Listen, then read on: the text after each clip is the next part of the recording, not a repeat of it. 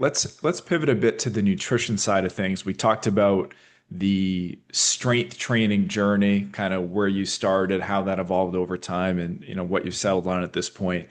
But nutritionally, you made a really great analogy or kind of a breakdown of the evolution of good nutrition of a healthy diet, where you said there are four levels. Do you already remember what I'm talking about? Yeah. Okay. Yeah. So for anybody who's never seen this post, level one, and I'll let you explain these in a moment, of course. Level one is the fad dieter. Level two is the learner. Level three is the macro master. And level four is the truly free one, aka the fitness Jedi. And you've indirectly touched upon all these with your own personal journey with the nutritional side of things. But I would love Mhm. to kind of take these one by one, starting with level one, the fad dieter. So could you explain that first spot that most people find themselves in? Yeah. That to give some context behind this whole thing too, it's funny because I've always like thought about how do I explain this journey that most people go through in a very simple and easy way that like even who's someone who's not we can as we go through levels who's at level 4 can understand where we're going, right?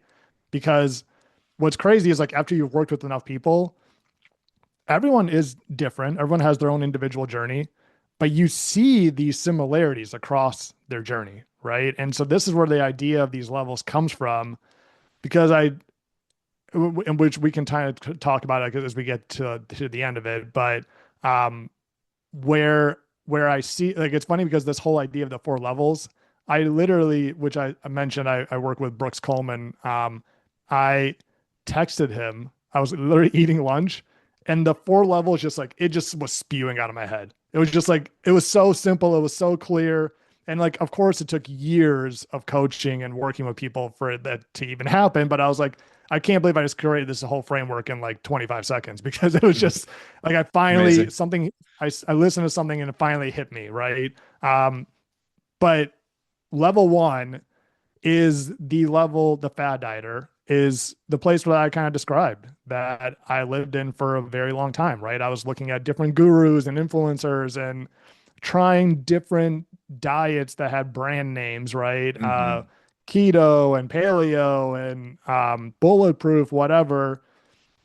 And it's the place that I would say the vast majority of people who are into because there's like a level zero, right? There's people who just do not care about fitness or health or nutrition in any way, right? So this is more for the person who's like they really are trying, they're putting in the effort, they're just stuck in this like mainstream fitness diet world, right? Um, and unfortunately, to me, I think the vast majority of people live here most of their lives. Hmm. And for some people, they never get to level two, right? Like they're just stuck in this cycle of hopping from fad diet to fad diet, trying different workouts, different workout classes, and maybe seeing some temporary results, but inevitably always getting back to a place where they kind of fizzle out, burn out. It's not sustainable. And unfortunately, they often blame themselves for not being able to stick with it because they're not disciplined enough or don't have enough willpower. And what they don't see is that it's just a bad system, right? Like they're trying to follow a inherently unsustainable plan that doesn't even lead to the results that they actually want. So how do we move somebody along to level two, the learner? And like you just said, I think a lot of people come to us with a very long, coming off of a very long stint of level one, and not for a lack of intention and effort. It's just misguided in a way. So, Yeah. okay, somebody is open to doing things in a different way. They realize that basically any diet with a name is bullshit. I can think of very few exceptions. All right, I'm ready to do things differently. I want to learn about what the quote unquote right way looks like. How do you move them along to level two, the learner? Yeah. So level two, this is to me level from going from level one to level two is the biggest jump anybody makes because you are inherently taking a leap of faith that everything I thought about fitness and nutrition, all that before, like this whole lifelong dieter identity is gone. I like it might not go away overnight, but I'm done with it. Right. And so what's super like difficult is I honestly believe that for most people, the way that they move on from level one is because they're just sick of the pain of living in level one. Like they've tried so many of these things that they're tired of doing the same old bullshit, like, and so they inevitably find somebody like you, right? They find my content, they find other evidence-based coaches that starts kind of poking and showing cracks in the armor of some of these beliefs that they had, right? Like maybe it starts with like, hey, carbs aren't actually bad for you. And they're like, what? What do you mean? Right. And they start seeing some of this content and they start engaging in more of those people. They start engaging less in like the people who are standing in grocery stores and screaming about certain foods, right? And they start seeing this, like that was what happened for me with Mind Pump. And like I just started they made it so simple and easy to understand that like, hey, all of these diets work because they put you in a calorie deficit. Like they're just different ways of making you eat less food and less calories. And then they would have like Lane Norton on, and Lane Norton would go to the ultimate extreme of like calories is literally all that matters, and hearing a lot of that was like, huh, right. And so you start going more into that world. And so to me, it's like you have to commit to, all right, what actually matters and how do I start treating those things as skills now? Right. And that to me is like strength training and then really like learning the macro tracking world.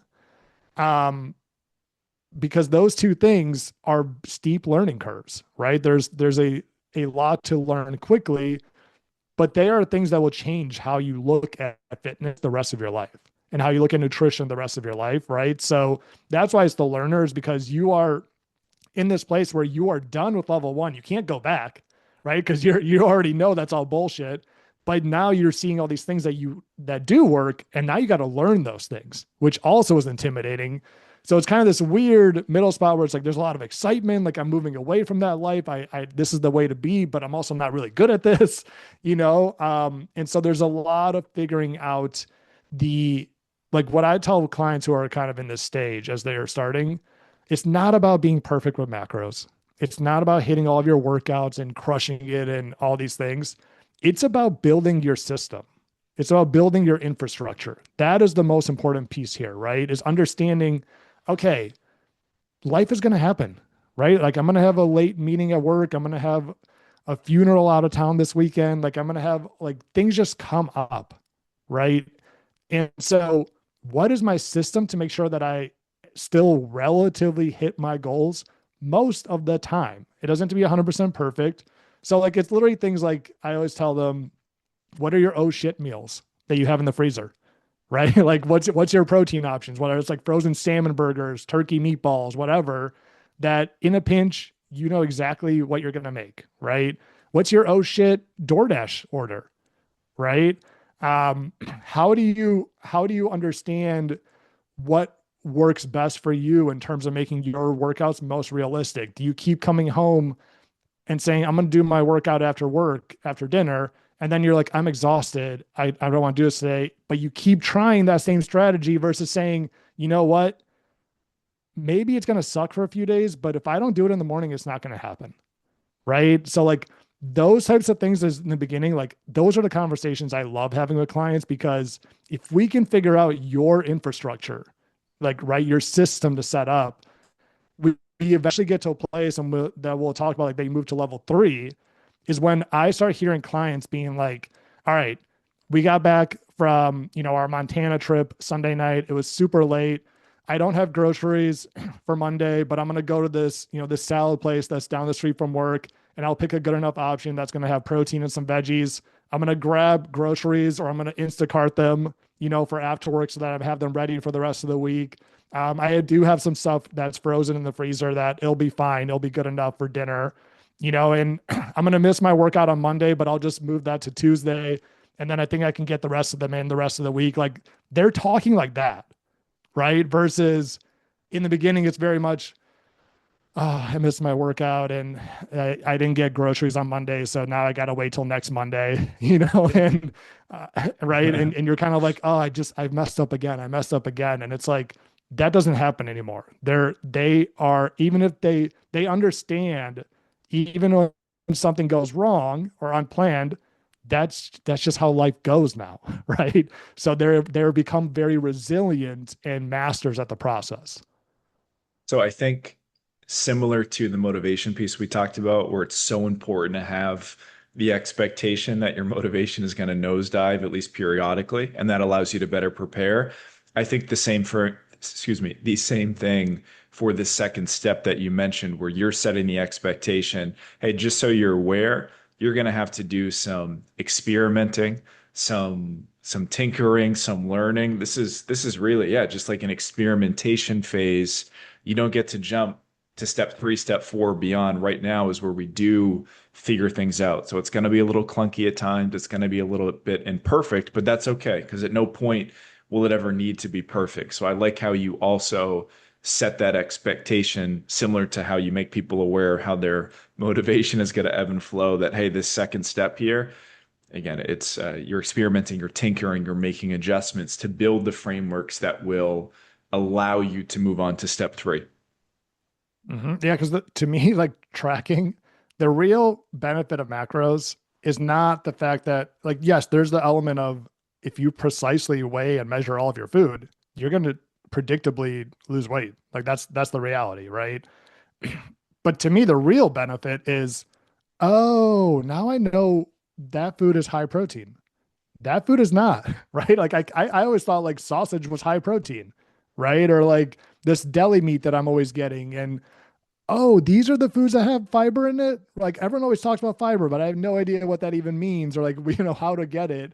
So like tracking gives you that knowledge, right? And once you start having that knowledge, now it's like you go out to eat, you go on vacation, and I like that's like I never tell my clients like you need to track every single bite of food or otherwise this isn't going to work. It's like how do we just make how do we make vacation better than last week, right? And so like part of that's like I just become a protein and fiber hunter, right? Like I on every menu, I'm just going to seek out like, and they learn those things. They learn and understand. Oh, okay, well I can just get a turkey burger, right? That's going to be close enough. I'll get a broccoli as a side, and like yeah, it's not perfect, but it's also enjoyable, right? Which is an important thing. So that to me is like that's the real benefit of this stage is you start learning these things that allow you to be consistent with nutrition without having to track all of your food throughout life. Sure. So you starting to explain step number three made me think of a client that I'm currently working with who a couple weeks ago was feeling a bit burnt with her dieting phase. She's very experienced, like very high level of knowledge and skill with this stuff. She's starting to feel a little bit burnt, and it was right before she was going on a trip anyway. So we talked about just taking the entire week off from any sort of data collection, not stepping on a scale, not tracking anything, just nothing. And understandably, as somebody who is so used to tracking a bunch of stuff, she was a little intimidated, a little bit anxious. But I reminded her of what you said, which is the thing that you're getting from tracking primarily is knowledge that allows you to make better decisions. Just because we don't have the numerical confirmation of those decisions doesn't mean all of a sudden you don't have the knowledge that allowed you to do those. So, like, okay, yeah, we're going to be a bit less precise this week, but you still know what, say, eating frequency manages your hunger well. You know how you typically structure a plate. You know what your portions typically look like and what nutrients you're getting from each of those foods and portions. None of that changes. Yes, a bit Yeah. less precise, but all that knowledge you required, say, in this client's case, during the level two phase, now during level three, we can be a bit more flexible because you can lean on those systems that you developed in the stage prior. And this, what you just brought up is so important because this is what's going to bridge the need for level four, right? The Okay, level three hit to me. level four, because so level three is the master, right? It's, it is, you got good at all the stuff we just talked about on level two. You are great at tracking macros. You're great at understanding how to hit your protein. You're great at getting fiber and veggies. You don't panic when you don't get groceries. Like you figure it out. Same with your strength workouts. Like you're consistently hitting your most workouts, maybe not every single one. You're consistently getting stronger and you're learning the movements. You're getting your steps in. Like you're doing the thing, right? And you're getting results. You're getting great results. You're seeing the scale move, you're seeing body recomposition, you're getting stronger, you feel great. And then what you start noticing is exactly what you just described.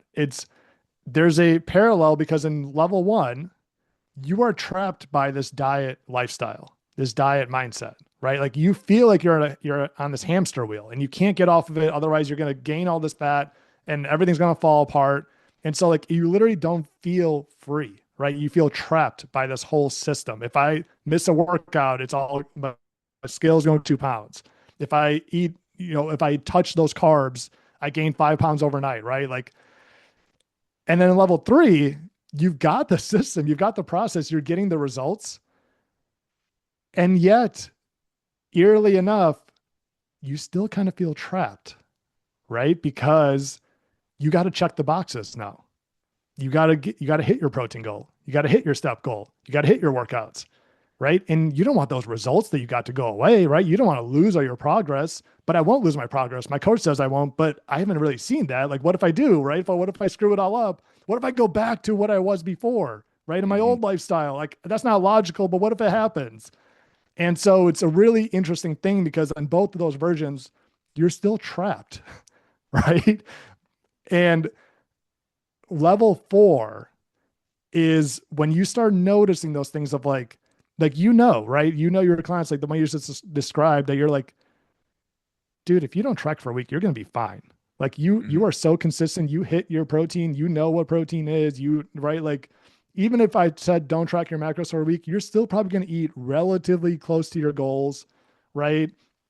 But that scares them more than not doing those things. And to me, that's when you're probably starting to near the need to go to level four because in the beginning, like when you're in level zero going to level one, if the thought of going to the gym makes you uncomfortable, you should probably go to the gym, right? Like that, like that's the truth. Now, in this one, when you're level three, if the thought of not tracking your food, if the thought of not going to the gym because it's your nephew's birthday party on Saturday morning freaks you out, you should probably not go to the gym. You should probably not track your food on vacation, right? It becomes the inverse. Hmm. And so level four is finally finding a place where you realize this thing could be way more flexible than you think, right? Because it took a lot of work to get here. But the reality is, like, if you go out and you're in Buenos Aires, you got some great empanadas. Is that the thing, right? Or what? But Yeah. what did they actually? Yeah. Okay, Good memory. Yeah. Yeah. yeah, great. And you're like, oh man, I probably definitely ate way too many calories last night. It's like, but I also know the scale's going to be up in the morning because it's just higher sodium, it's higher carbs, and it's just water weight. I know it's average calories over time. It's not a huge deal. I'm just going to move on to the next meal, right? If I miss a workout, I also know like it honestly takes one workout a week to actually maintain my muscle. And two workouts a week is enough to still build a little bit more. And I've been training consistently for a long time, right? You start like really getting good at this idea of if I'm 80% good enough most of the time, I'm good, right? Like, because I'm doing this for the next 30 years, not for the next 30 days.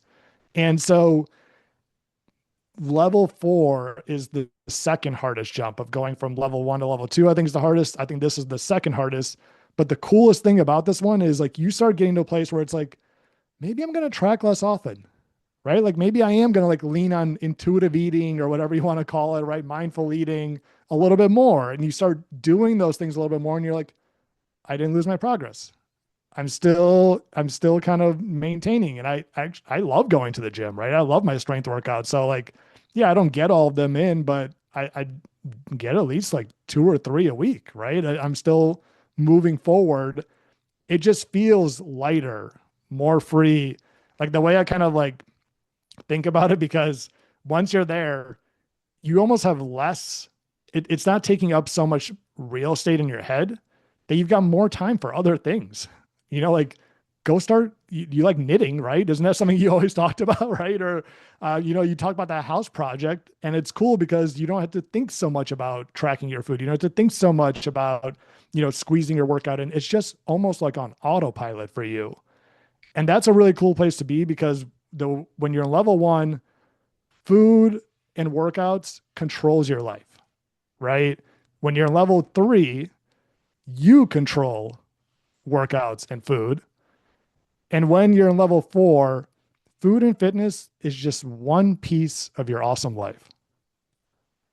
Dude, I love those levels, and I could not agree more that the jump from level 3 to level 4 can, ironically enough, despite all of the skill and knowledge that you've acquired, can be the most difficult alongside that first jump from level 1 to level 2.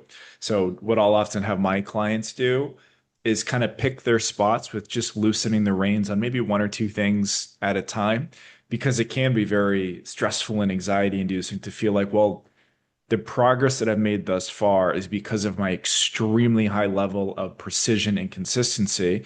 So it'd be normal to think that, well, if I'm not as precise and consistent, I'm going to lose all of my success when that's not the case. But to almost prove that to them in a more digestible way, it could be as simple as, uh, this Sunday, if you're feeling lazy and you fall into your step total, fine. I want you to give yourself the green light to do that and see that nothing bad happens the next day. Mm-hmm. Or, this week I want you to leave your food scale in the cabinet. I don't even want you to weigh your food this week. You have more than enough experience to eyeball enough for your maintenance goals at this point. So almost like picking one to two things at a time, see that the world doesn't end.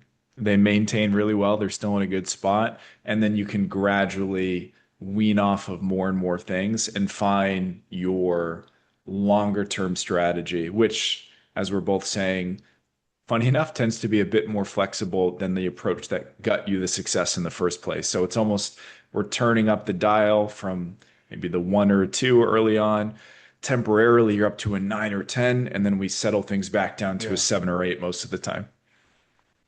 Yeah. Which, and that's why I loved when I started speaking to clients about this, because when you're in level 1, you're heading to level 2, it's daunting to be like, I have to track all my food the rest of my life.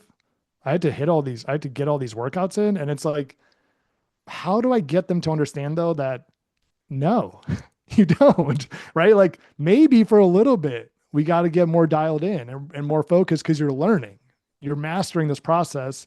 But the outcome, the reward of mastering the process is that you actually get to care less about the process, right? Like that's the beauty of it, is that once you like, and I got it because my best clients I've worked with for 1, 2 years, right? They're like, hey man, I appreciate our time so together, and it's cool the body changes I made, right? Like I like what I see in the mirror. But honestly, like the biggest transformation is I just feel free. Like I finally feel freedom. And it's like, man, like that was where the whole thing came from. Amazing. Because I was like, how do you explain that to somebody who's just getting started? Yeah, I think that's again, I love the analogy itself, and I like how you came up with it in 25 seconds while sitting at the the kitchen table. It's like Which an artist coming up with a hit song on the spot and quickly writing it down on a napkin. That's you with these 4 levels.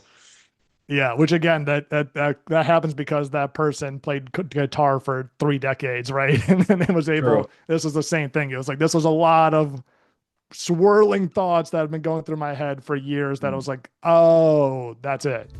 Yeah.